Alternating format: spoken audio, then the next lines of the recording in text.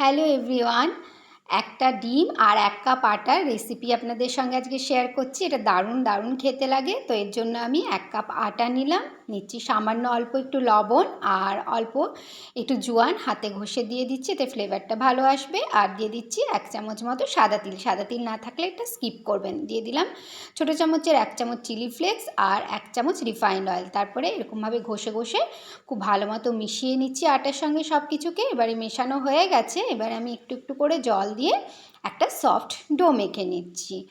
তো এটা আমি স্টাফিং দিয়ে তৈরি করব, তাই ডোটা একটু সফটেই মাখতে হবে। তো এরকম সফট করে থেসে থেসে মোলায়েম করে মেখে নিলাম।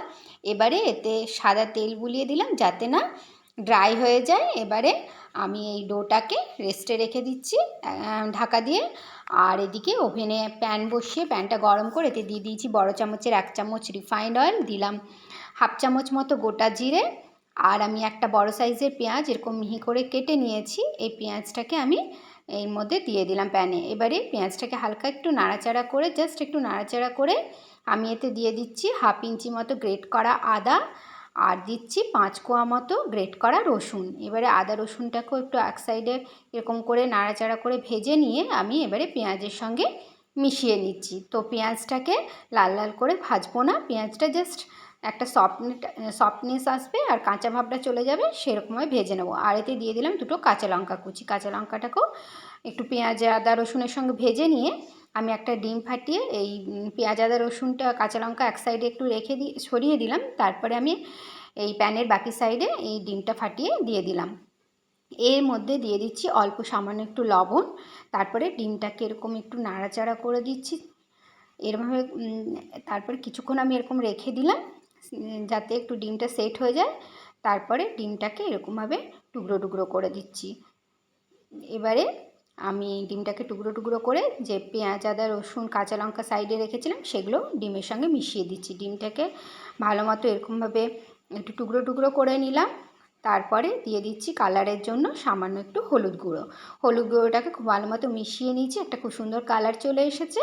এবারে আমি এতে দিয়ে দিচ্ছি এই বড় চামচের 1 চামচ টমেটো কেচাপ আর দিলাম আমরা যে চামচে খাই সেই চামচের 1 চামচ সয়া সস। এবারে এই সস দুটোকেও খুব ভালো মতো মিশিয়ে নিয়েছি, একটা সুন্দর কালার চলে এসছে আর টেস্টটাও খুব সুন্দর হয়েছিল আর ফ্লেভারটা একটা দারুণ আসছে। এবারে আমি ওভেনটা অফ করে প্যান থেকে এটা ঠান্ডা হওয়ার জন্য একটা বাটিতে ঢেলে নিলাম ডিমের মশলাটা। এটা সম্পূর্ণ ঠান্ডা করে নেবো একদিকে ডিমের মশলাটা। ততক্ষণে এই ঢাকা খুলে আমি যে ডোটা মেখে রেখেছিলাম সেই ডোটাকে একটু হাতে করে চেপে এরকমভাবে আর একটু ঠেসেও দিলাম তাতে আরও ভালো মোলায়েম হবে। তারপরে এরকম যে পুরো ডোটাকেই আমি নিয়ে আটা গুঁড়ো দিয়ে বেলে নিচ্ছি। তো যতটা সম্ভব একটু পাতলা করে আর একটু লম্বা করে আমি এটাকে বেলে নিচ্ছি। এরমভাবে বেলে নিয়েছি।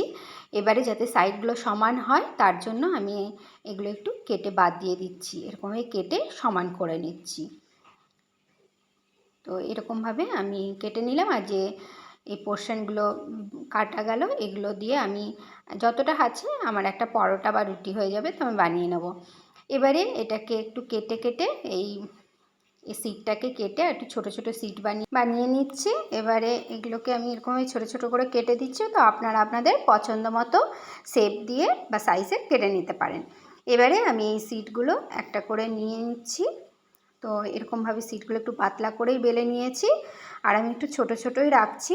তো এরকম আমার সিটগুলো তৈরি হয়েছে। এবারে একটা সিট নিয়ে চারপাশে ভালো মতো একটু জল লাগিয়ে দিচ্ছি, তাতে ভালো মতো স্টিক হয়ে যাবে আর এই যে মশলাটা দিচ্ছি ডিমের সেটা বেরিয়ে যাবে না। এবারে একটুখানি ডিমের মশলা নিয়ে আমি এই সিটটার একটা পাশে দিয়ে দিলাম, সাইডগুলো ফাঁকা রাখবো। এবারে এরকমভাবে আমি নিয়ে এটাকে রোল করে দিচ্ছি। তো ওই জন্যই পাতলা করে বেললাম, রোল হয়ে যাবে আর ভালো মতো এটা ভেতরেই রয়ে গেল মশলাটা ডিমের। এবারে সাইডগুলো এরকমভাবে একটু চেপে দিতে হবে, নাহলে কিন্তু ডিমের মশলাটা বেরিয়ে যাবে। তো এই যেহেতু পাতলা করে বেলেছে সাইডে জল দিয়ে দিয়েছি, এবারে কিন্তু খুব ভালো মতো এটা সিল হয়ে যাবে এরকমভাবে, আর এটা মশলাটা কিছুতেই বেরোবে না। তো এরকমভাবে ওই জন্য আরও একটা সিটে আমি দেখিয়ে দিচ্ছি, সাইডগুলো চারপাশটায় ভালো মতো করে আমি একটু জল দিয়ে দিলাম। তারপরে এই ডিমের মশলাটা দিয়ে এটাকে রোল করে দিচ্ছি সিটটাকে। তো এটা খুব এরকমভাবে রোল করে দিচ্ছি আর এটা বানানো কিন্তু ভীষণই সহজ। এইভাবে রোল করে আমি সাইডগুলো এই পোর্শনটাও মানে এন্ডিং পয়েন্টটাও ভালো মতো চেপে দিলাম, আর এই যে সাইডগুলো খুব ভালো মতো চেপে দিচ্ছি, এতে মশলাটা একেবারে বেরোবে না। তো আপনারাও এরকমভাবে খুব সহজেই বানিয়ে নিতে পারবেন। আর এরকমভাবে আমি বাকিগুলোও বানিয়ে নিচ্ছি। তো সবগুলো আমি বানিয়ে নিয়েছি। এবারে এদিকে ওভেনে প্যান বসিয়ে আমি একটু বেশি করে সাদা তেল দিয়ে দিয়েছিলাম, তারপরে তেলটা গরম হয়ে গেছে। এবারে ওভেনের ফ্লেমটা আমি মিডিয়ামে করে যে দিকটা মানে এন্ড পয়েন্টটা ছিল, এন্ডের জায়গাটা, সেই জায়গাটা নিচের দিকে করে আমি এই প্রথমে 4টে কুলিয়েছে, তো এই 4টে আমি দিয়ে দিয়েছি। এবারে যখন নিচের পোর্শনটা হয়ে যাবে তখন এটাকে উল্টে দেবো। তো এরকমই প্রথমবারে সবগুলোকে উল্টে দিলাম। এবারে বারে বারে এরকমভাবে উল্টে পাল্টে মিডিয়াম ফ্লেমে একটু চেপে চেপেও দিচ্ছি, দেখুন একটু ফুলেওছে বেশ সুন্দর। তো এরকমভাবে আমি উল্টে পাল্টে ভেজে নিলাম। আর এবারে বেশ সুন্দর একটা কালার চলে এসেছে। উল্টে পাল্টে ভাজতে ভাজতে আমি এগুলো এবারে তুলে রাখছি। এগুলো খেতে কিন্তু বারবার বলছি দারুণ দারুণ লাগে, আর বানানোও ভীষণ সহজ, ছোট বড় সকলেরই ভীষণ ভালো লাগবে খেতে, আর চটজলদি তৈরিও হয়ে যায়। তো আপনারা বাড়িতে এরকমভাবে একবার হলেও ট্রাই করবেন। আমি একটা ভেঙে দেখাচ্ছি, দেখুন কি সুন্দর ডিমের মশলা পুর দেওয়া এই স্ন্যাক্স রেসিপিটা আপনারা বানিয়ে নিতে পারেন। তো please please to like, comment, share and subscribe to my channel. আজ এই পর্যন্তই, দেখা হচ্ছে পরের ভিডিওতে। Thank you so much.